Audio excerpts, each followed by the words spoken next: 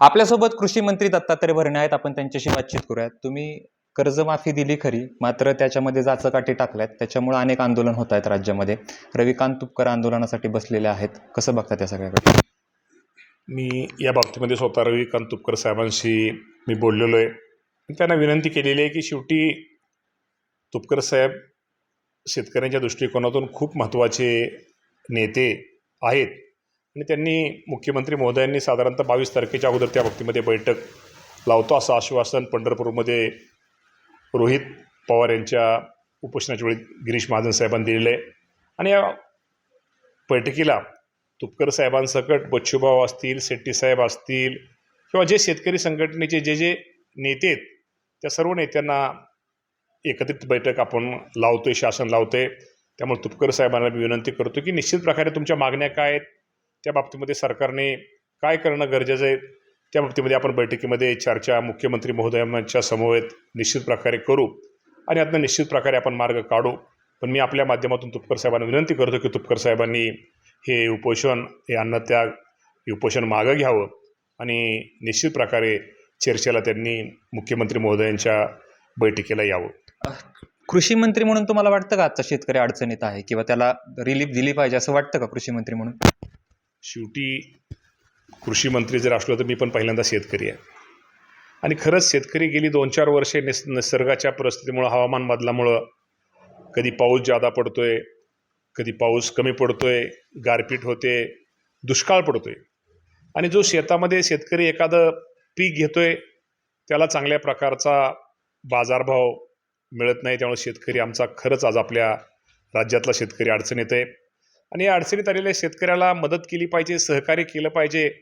या नात्यानं राज्याचे मुख्यमंत्री देवेंद्र फडणवीस साहेब असतील, शिंदे साहेब असतील, वहिनी सुनेत्रा वहिनी पवार असतील, या सर्वांनी या राज्यातील शेतकऱ्यांना एक अहिल्यादेवी, पुण्यश्लोक अहिल्यादेवी होळकरांच्या नावानं एक कर्जमाफी दिलेली आहे तुम्ही 2 लाखापर्यंत, पण ती पुरेशी नाही असं म्हणून तर आंदोलन केलं जाते. सरकार इतकी दिरंगाई का करते काय निर्णय घ्यायला? दिरंगाई वगैरे करत नाही. मुख्यमंत्र्यांचा शब्द होता की 30 जून पूर्वी, अजून 30 जून अजून जायचं आहे, अजून 30 जून यायचं आहे.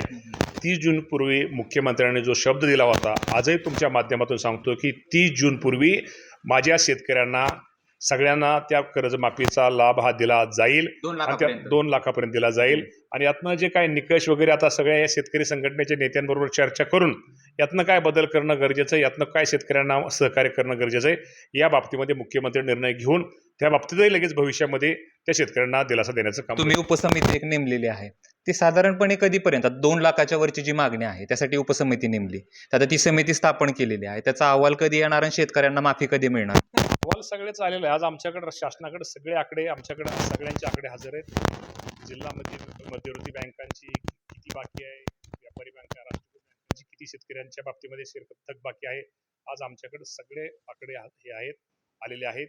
त्यामुळे निश्चित प्रकारे या बाबतीमध्ये आम्ही आता आम्ही आता अटी शर्तीच्या पहिल्या आज टाकलेल्या आहेत सर, ह्याच्या बाबतीत सुटसुटीत आहेत, पण तरीही त्या बाबतीत त्यांना तर ताबडतोब 30 जून पूर्वी दिला जाईल. पण ह्या समितीमध्ये ज्या चर्चा होतील, यातनं शेतकऱ्यांच्या प्रतिनिधीच्या, शेतकऱ्यांच्या आज ज्यांनी उपोषण केलं असतील त्या सगळ्यांच्या एकत्र बैठक घेऊन त्या बाबतीमध्ये ज्या सूचना येतील त्यांचं काय करून त्या बाबतीमध्ये त्यांना पण लवकर कसं काय त्या बाबतीमध्ये मुख्यमंत्री निर्णय घेतील आणि त्यांनाही लवकरात लवकर त्यामध्ये आपण हे करू. तुमचं असं म्हणणं आहे की तुमच्याकडे डेटा आहे, तुमचं सगळं तयार आहे, मग उपसमिती नेमली कशाला? आणि जर नेमली असेल, तुम्ही आता सांगितलं की चर्चा करण्यासाठी नेमली, म्हणजे चर्चा तर झालेली ऑलरेडी किंवा सगळं सरकारला माहिती आहे, मग सरकार दिरंगाई का करते? उपसमिती का नेमते आणि नेमलं तर त्याच्या निर्णय कधीपर्यंत होईल? उपसमिती यासाठी नेमलेली आहे की आता निकष जे आहेत त्या निकषामध्ये काय अजून त्यात बदल करणं गरजेचं आहे, ह्यासाठी उपसमिती नेमलेली आहे.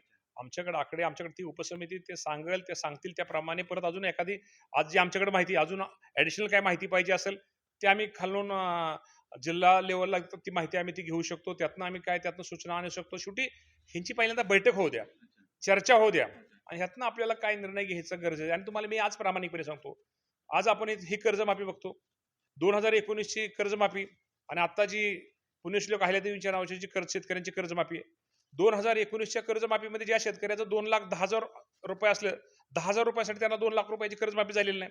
आताच्या ह्या कर्जमाफीमध्ये समजा एखादा 2,10,000 आहे, त्यांनी वरचं 10,000 भरलं तर त्याला 2 लाख रुपये कर्जमाफी होणार आहे.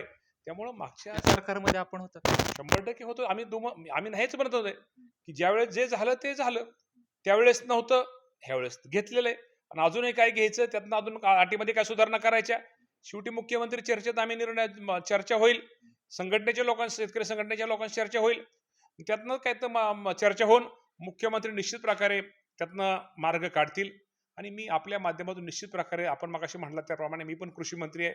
शेवटी कुठल्या शेतकऱ्यांचं समाधान आपण म्हटलं तसं होऊ शकत नाही किंवा सगळ्याच होऊ शकत नाही, पण आज साधारण सरकारची इच्छा असेल तर होऊ शकतं, पण जर सरकारच्या आज आकडा विचार केला तर साधारणतः 56 लाख शेतकऱ्यांना या कर्जमाफी आत्ताच्या निकषात 56 लाख शेतकरी त्यामध्ये येत आहेत.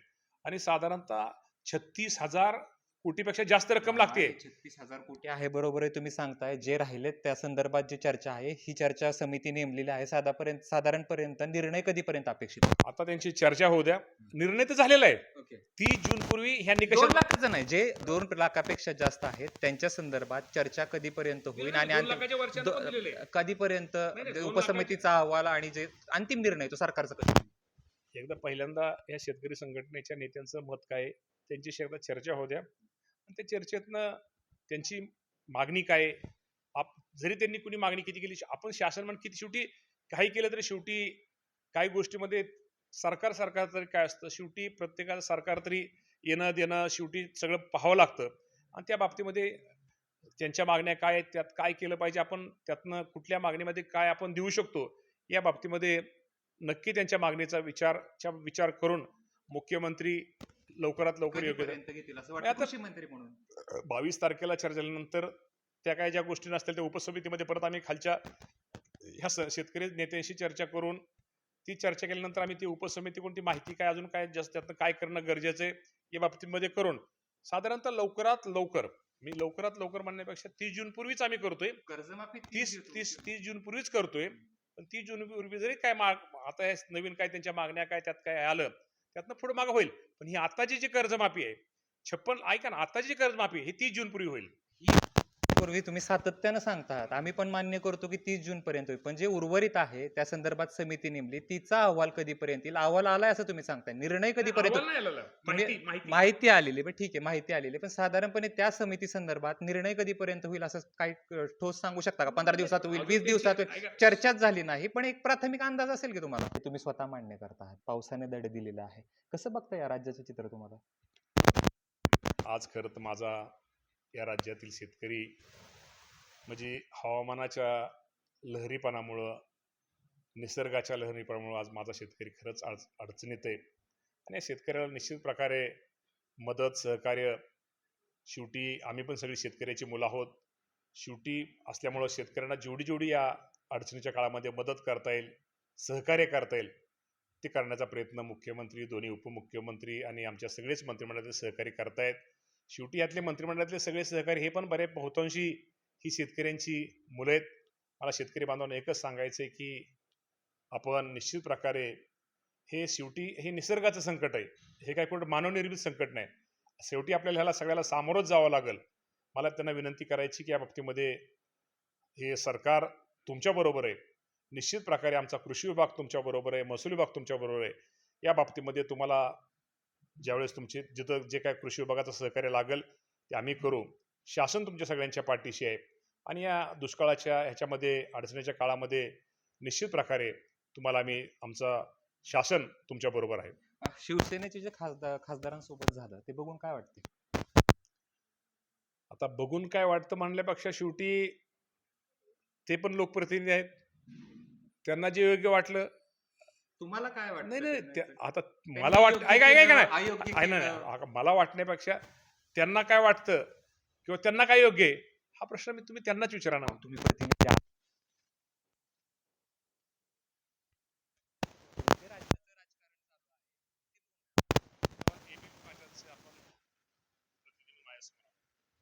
तुम्हाला काय योग्य वाटतं, तुम्हाला काय योग्य वाटतं तुम्ही सांगू शकत नाही, मी सांगू शकत नाही.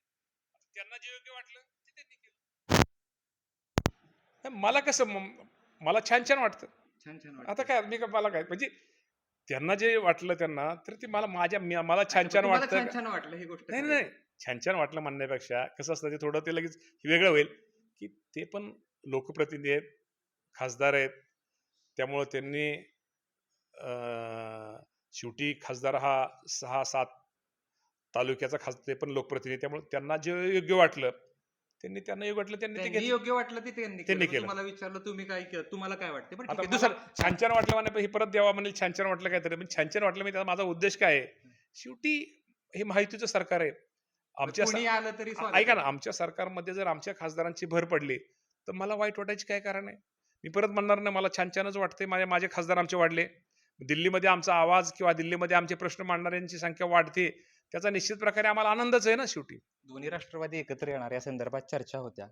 पुन्हा एकदा अशा चर्चा रंगू लागल्यात की दोन्ही राष्ट्रवादी एकत्र येणार, आणखी तुम्हाला 8 खासदार मिळणार. या संदर्भात काय सांगा?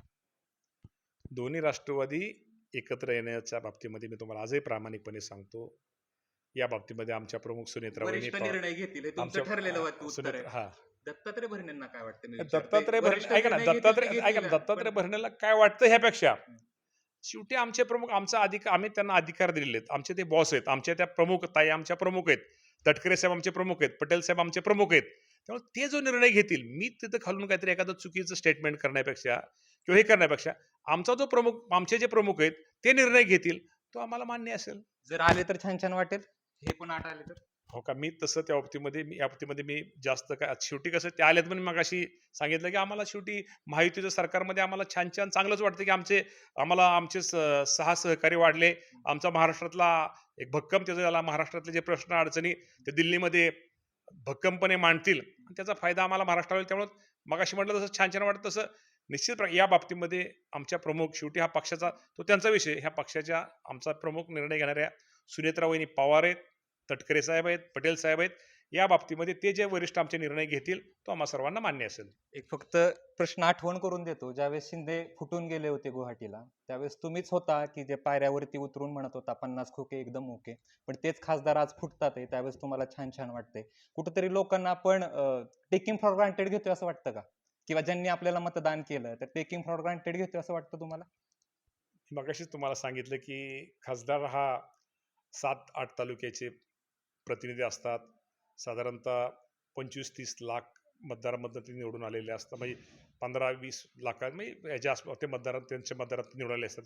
शेवटी त्यांना काय योग्य वाटतं की ते नक्कीच त्यांना काय वाटतं केलं? माझा प्रश्न तुम्हाला हा, कळलेला, हा. मग त्याचं उत्तर अपेक्षित आहे. तेच अपेक्षा सांगितली की त्यांना जे वाटतं, म्हणजे त्यांना जे शेवटी ते प्रमुख आहेत, या बाबतीमध्ये आपण हा विषय, हा प्रश्न आपण त्यांनाच विचारला तर बरं होईल. खूप खूप धन्यवाद. हे होते कृषी मंत्री दत्तात्रय भरणे.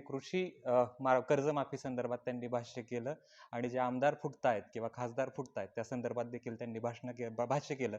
यातून अर्थ काय काढायचा हे मात्र प्रेक्षकांनी ठरवायचंय. कॅमेरा पर्सन जीवनसह जयदीप भगत, एबीपी माझा, इंदापूर. एबीपी माझा, उघडा डोळे बघा नीट.